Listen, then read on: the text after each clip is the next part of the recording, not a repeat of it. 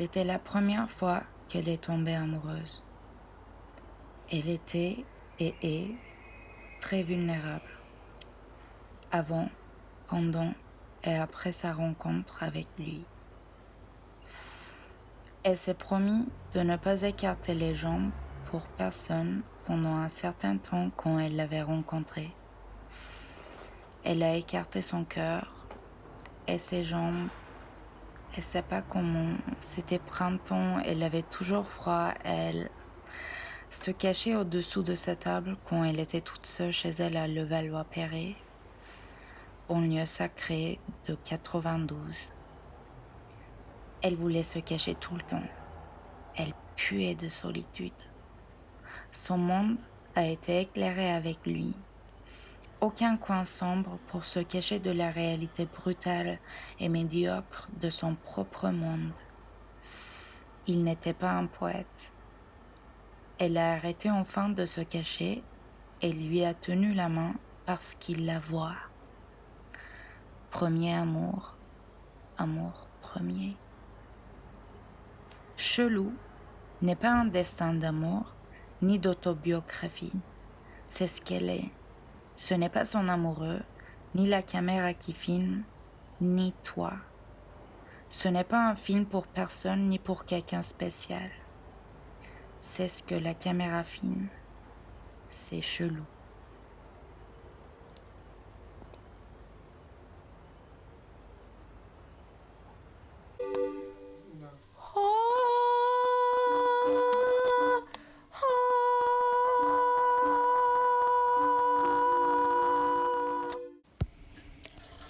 T'es toujours obligé à faire du networking quand t'es une artiste. Elle ne sait jamais faire le networking. Sa mère et son père pensent que c'est pour ça qu'elle est pauvre. Parfois, des gens dans son école l'invitent au vernissage. Parfois, elle y va. Elle n'aime pas quand ça termine au coq devant la cuvette, ni en dansant sur l'art cassé jusqu'au lever du jour. Son lit était le plus froid le lever du jour. Maintenant, il y a quelqu'un qui la manque. Elle préfère la peau de lui que dehors. Son lit n'est plus froid au lever du jour. Elle est arrêtée à répondre aux mails d'invitation au vernissage des gens de son école. Vas-y, on commence. Je vais montrer aux caméras le dehors. Et celle-là, c'est le cimetière des clopes.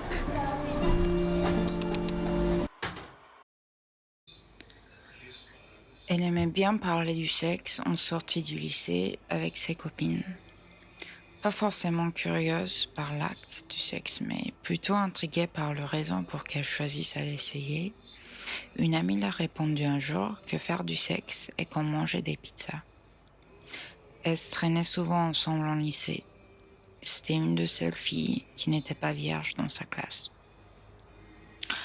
Le plus elle a couché avec des hommes, le plus elle a compris ce que son amie voulait dire.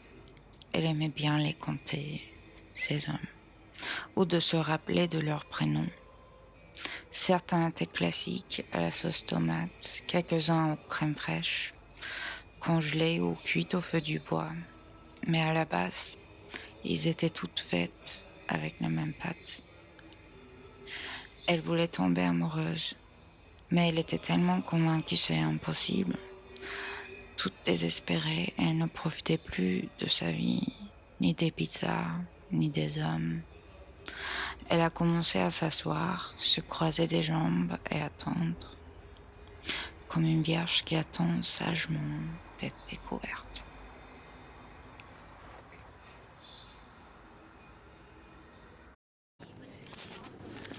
Elle enviait beaucoup des gens qui étaient stables, émotionnellement et mentalement. Elle voulait être comme des gens qui ont un travail stable, un regard stable, des revenus et un choix de marque de mayonnaise stable. Donc elle a essayé de devenir quelqu'un comme ça. Elle a trouvé un travail de secrétaire en intérim dans une société de revêtement de façade et d'électricité, où tout le monde qui travaille dans le bureau note des trucs sur les post-it jaunes. L'ennui qu'elle expérience au travail comme ses collègues l'a inspirée. Et elle a commencé à écrire sur des post-it jaunes qu'elle volait du travail aux sorties dans le RER. Elle s'est fait virer aux fins de semaine quand ils ont découvert qu'elle était une voleuse. Voici la liste des choses qu'elle a écrites sur des post-it. Des trucs, l'amour des trucs. Il y a beaucoup de gens qui tueraient pour être aimés, comme moi je t'aime. 18h15, je vais commander des tacos cordon bleu, j'espère que tu mords bientôt. Je veux te faire mal et faire du mal. Je suis tellement énervée que j'arrive même pas à terminer un poème. Si je venais de perdre une jambe, je penserais encore que à toi.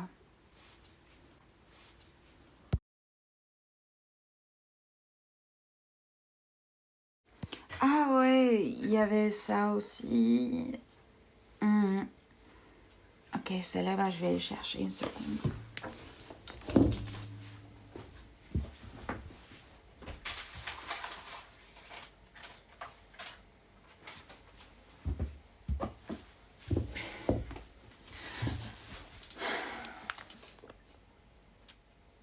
Ça l'a collé tellement la tête, celui-là, que ça a devenu une répétition qui se répète dans sa tête, tout le temps, jusqu'au jour qu'elle a décidé à sortir du caméra.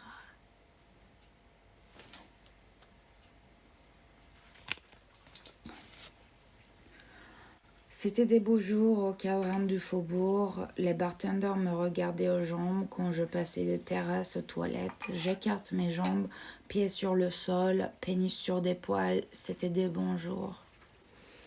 C'était des beaux jours au cadran du faubourg. Les bartenders me regardaient aux jambes quand je passais de terrasse aux toilettes. J'écarte mes jambes, pieds sur le sol, pénis sur des poils. C'était des bons jours. C'était des beaux jours au cadran du faubourg. C'était des beaux jours au cadran. C'était des beaux jours au cadran. C'était des beaux jours au cadran. C'était des beaux jours les bartenders me regardaient aux toilettes. Les bartenders me regardaient aux toilettes. J'écarte mes terrasses aux toilettes. J'écarte mes jambes sur des pieds sur le sol. Pénis sur des poils. C'était des bons jours. C'était des beaux jours au cadran. C'était des beaux jours au cadran. Les bartenders me regardaient aux toilettes. Les bartenders me regardaient aux jambes aux toilettes. J'écarte mes jambes, pieds sur le sol, pénis sur le sol, c'était des pénis sur des poils. C'était des jambes, pieds sur le sol, pénis sur des poils, c'était des bons jours.